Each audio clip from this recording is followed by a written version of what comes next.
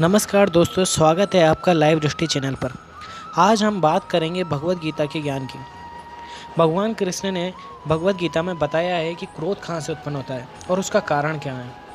यदि आप भी अपने क्रोध, मोह, काम इन शत्रु को नष्ट करना चाहते हैं तो भगवत गीता के इन श्लोकों में उनका राज छुपा हुआ है।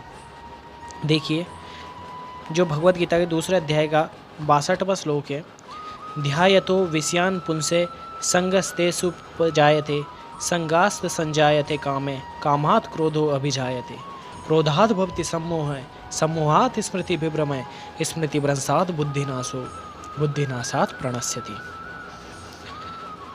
इससे कृष्ण भगवान ये कहना चाहते हैं कि विषयों का चिंतन करने वाले पुरुष की उन विषयों में आसक्ति हो जाती है।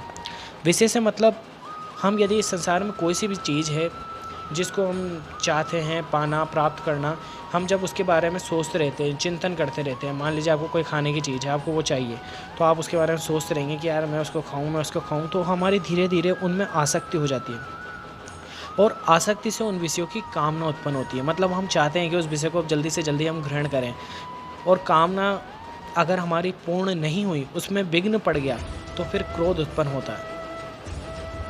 अगर मान लीजिए हमने सोचा कि यार मेरे को समोसा खाना है, समोसे की इच्छा हुई, लेकिन कोई आपने समोसा ले भी आया, आपकी कामना हुई, और आप समोसा लेने के बाद कुछ आपके काम आ गया या कोई और आ गया जो आपसे वो समोसा ले गया, तो आपको एक गुस्सा आएगा, क्योंकि आप बहुत दिन से उसके बारे में सोच रहे थे, यार मैं समोसा खाऊंगा।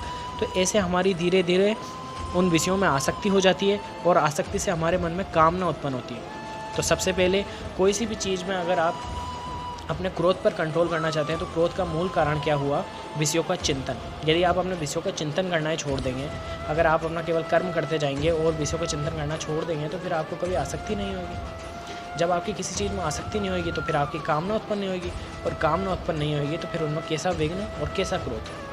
इसके आगे है, क्रोध से अत्यंत मूढ़ भाव उत्पन्न हो जाता है। और देखा ही होगा आपने, क्रोधी व्यक्ति पागल की तरह व्यवहार करने लगता है। कोई बर्तन फेंकता है, कोई लड़ाइयाँ लड़ने लगता है, कोई उल्टे सुल्टे गालियाँ गलौज करने लगता है।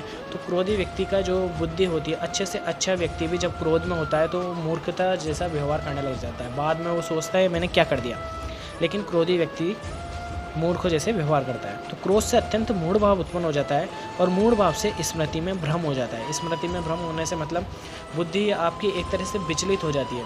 आपके पास में जो ज्ञान है, आप उसको एक तरीके से कुछ समय के लिए, जब क्रोध रहता है, खो देते हैं। और जब स्मृति भ्रम हो जाती है तो बुद्धि और ज्ञान शक्ति का नाश हो जाता है। जब आपके क्रोध आता है तो आपकी बुद्धि और ज्ञान शक्ति का नाश हो जाता है, और बुद्धि का नाश हो जाने से पुरुष अपनी स्थिति से गिर जाता है। पुरुष की स्थिति खुद ब खुद खत्म हो जाती है।